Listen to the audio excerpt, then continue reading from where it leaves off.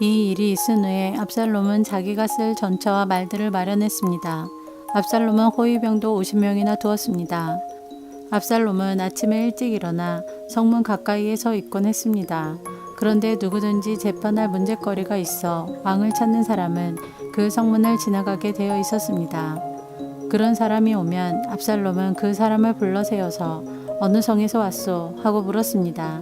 그러면 그 사람은 저는 이스라엘의 무슨 지파에서 왔습니다. 하고 대답하며 자신의 억울함을 이야기했습니다.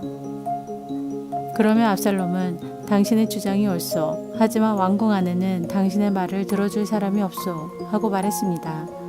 또 압살롬은 나는 이 땅의 재판관이 되어 문제를 가진 모든 사람에게 공정한 재판을 베풀기를 원하오. 라고 말하기도 했습니다.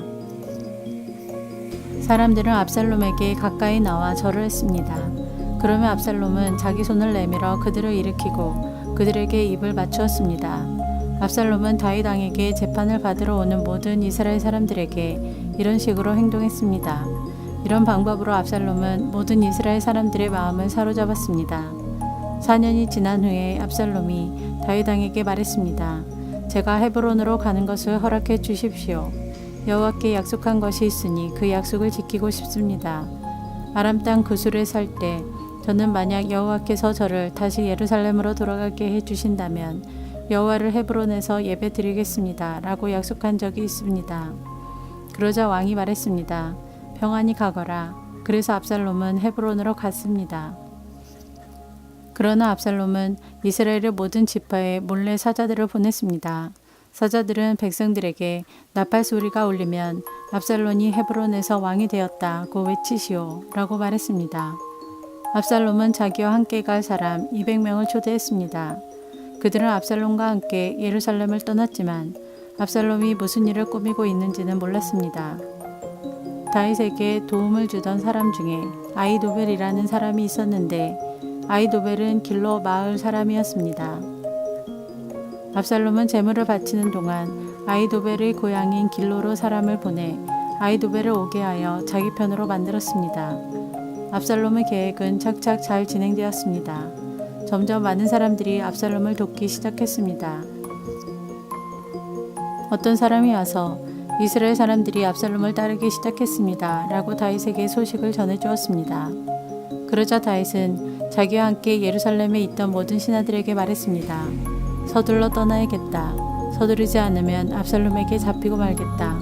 압살롬이 우리를 잡으러 오기 전에 어서 이곳을 떠나자. 압살롬은 우리를 해치고 예루살렘의 백성들까지 죽일 것이다. 왕의 신하들이 왕에게 말했습니다. 무엇이든지 왕께서 말씀하시는 대로 하겠습니다. 왕은 자기 왕궁에 있던 모든 사람들을 데리고 떠났습니다. 그러나 왕은 왕궁을 지킬 후궁 10명은 남겨두었습니다. 왕은 자기를 따르는 모든 백성들과 함께 떠났습니다. 그들이 성을 빠져나갈 때에 그 성의 마지막 집에서 멈춰 섰습니다. 왕의 모든 종들이 왕의 곁을 지나갔습니다. 모든 그렛 사람과 모든 블렛 사람과 왕의 호위병들도 왕의 곁을 지나갔습니다. 가드에서 와서 다윗을 따랐던 600명도 왕의 곁을 지나갔습니다. 왕이 가드 사람 이때에게 물었습니다. 그대는 어찌하여 나와 함께 가려 하느냐? 돌아가서 압살롬 왕과 함께 있어라. 그대는 이방 사람이고 이곳은 그대의 고향 땅이 아니다. 그대가 나와 함께 있던 시간도 얼마 되지 않는데 지금 와서 그들을 우리와 함께 다른 곳으로 가게 할 수 없지 않은가. 더구나 나는 어디로 가야 할지도 모른다. 돌아가거라. 그대의 형제들도 함께 데리고 가거라. 여호와의 은혜와 사랑이 그대와 함께 있기를 빈다. 그러나 이때가 왕에게 말했습니다. 살아계신 여호와와 왕께 맹세하지만 저는 왕과 함께 있겠습니다. 왕께서 어디로 가시든지 왕과 함께 가겠습니다. 죽든지 살든지 왕과 함께 있겠습니다. 다윗이 이때에게 말했습니다. 전 그렇다면 앞서서 가거라. 그리하여 가드 사람 이때와 그의 모든 백성과 그들의 자녀들도 왕의 곁을 지나갔습니다. 모든 백성은 왕의 곁을 지나가면서 큰 소리로 울었습니다. 다윗 왕도 기드론 골짜기를 건넜습니다. 그 후에 모든 백성은 광야 쪽으로 나아갔습니다. 사독과 모든 레위 사람들은 하나님의 언약 궤를 지고 있었습니다. 그들은 그 하나님의 궤를 내려놓았습니다. 모든 백성이 예루살렘 성을 떠날 때까지 아비아달이 제물을 바쳤습니다. 왕이 사독에게 말했습니다. 하나님의 궤를 성 안으로 다시 가지고 가시오. 여호와께서 만약 나에게 은혜를 베푸신다면 나를 다시 돌아가게 해 주실 것이오. 여호와께서는 언약궤와 예루살렘을 다시 볼 수 있게 해 주실 것이오. 그러나 주께서 나에게 은혜를 베푸시지 않는다 해도 어쩔 수 없소. 주 뜻대로 하시기를 바랄 뿐이오. 왕이 또 제사장 사독에게 말했습니다.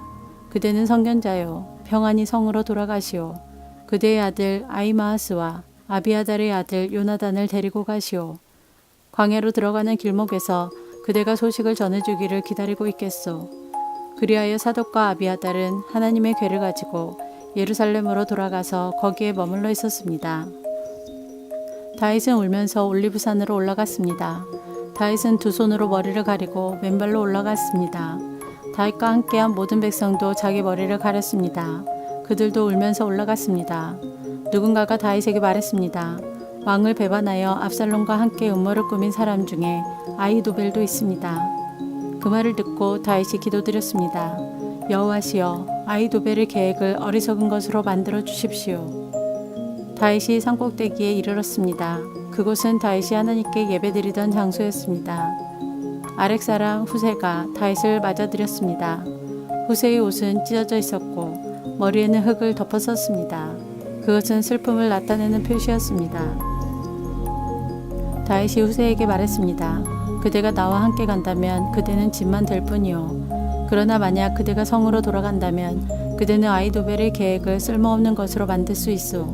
압살롬에게 말하시오. 내 왕이시여, 저는 왕의 종입니다. 전에는 제가 왕의 아버지를 섬겼으나 이제는 왕을 섬기겠습니다. 제사장 사독과 아비아달이 그대와 함께 있을 것이요. 그대는 왕궁에서 들은 모든 일을 그들에게 이야기해 주어야 하오. 사독의 아들 아히마스와 아비아달의 아들 요나단이 그들과 함께 있어 그들을 보내어 그대가 들은 모든 것을 나에게 전해 주시오. 그리하여 다윗의 친구 후세는 예루살렘으로 들어갔습니다. 바로 그 무렵에 압살롬도 예루살렘에 이르렀습니다.